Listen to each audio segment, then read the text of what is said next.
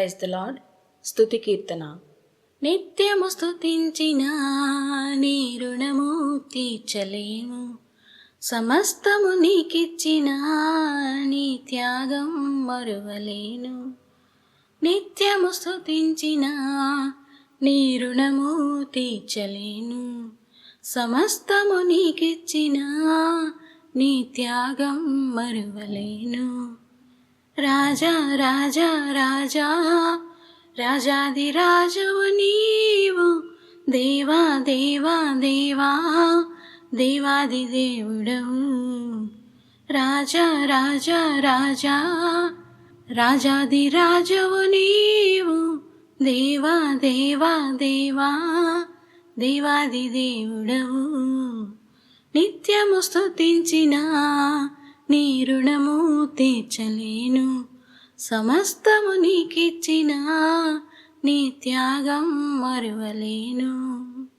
అద్వితీయ దేవుడా, ఆది అంతములైయున్నవాడా, అద్వితీయ దేవుడా, ఆది అంతములైయున్నవాడా, అంగలార్పును నాట్యముగా మార్చివేసిన మా ప్రభు, అంగలార్పును నాట్యముగా మార్చివేసిన మా ప్రభు. రాజా రాజా రాజా రాజాది రాజువు నీవు, దేవా దేవా దేవా దేవాది దేవుడవు. నిత్యము స్తుతించిన నీ రుణము తీర్చలేను, సమస్తము నీకిచ్చిన నీ త్యాగం మరువలేను.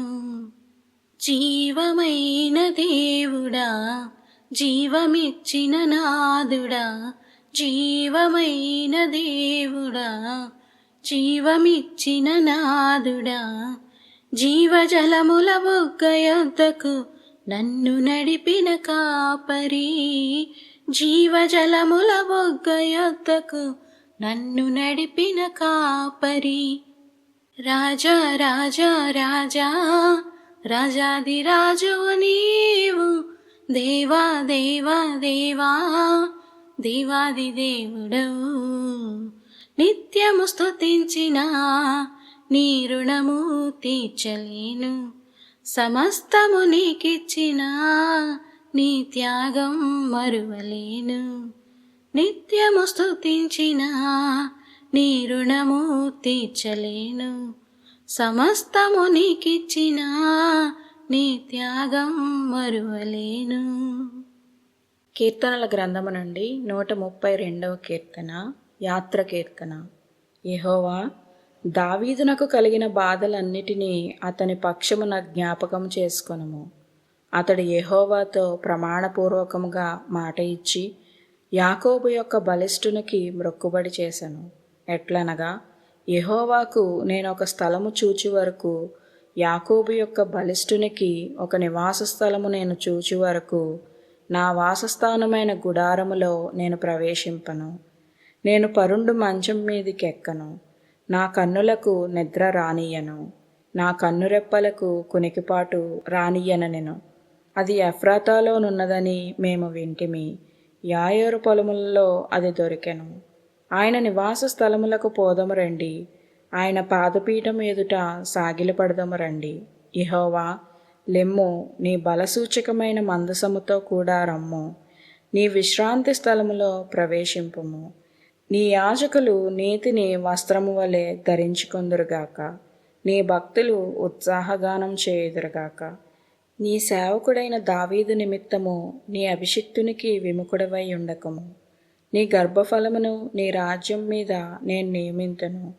నీ కుమారులు నా నిబంధనను గైకొనిన ఎడల, నేను వారికి బోధించు నా శాసనమును వారు అనుసరించిన ఎడల, వారి కుమారులు కూడా నీ సింహాసనము మీద నిత్యము కూర్చుందురని యెహోవా సత్యప్రమాణము దావీదుతో చేసెను. ఆయన మాట తప్పనివాడు.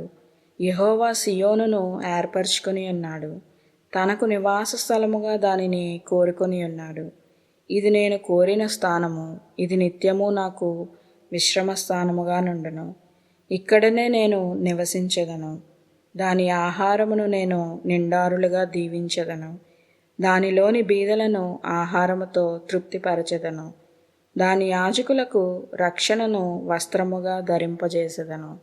దానిలోని భక్తులు బిగ్గరగా ఆనందగానము చేసెదరు. అక్కడ దావీదునకు కొమ్ము మొలవజేసెదను. నా అభిషిక్తుని కొరకు నేనచ్చట ఒక దీపము సిద్ధపరిచియున్నాను. అతని శత్రువులకు అవమానమును వస్త్రముగా ధరింపజేసెదను. అతని కిరీటము అతని మీదనే ఉండి తేజరిల్లును అనెను. ఆమెన్.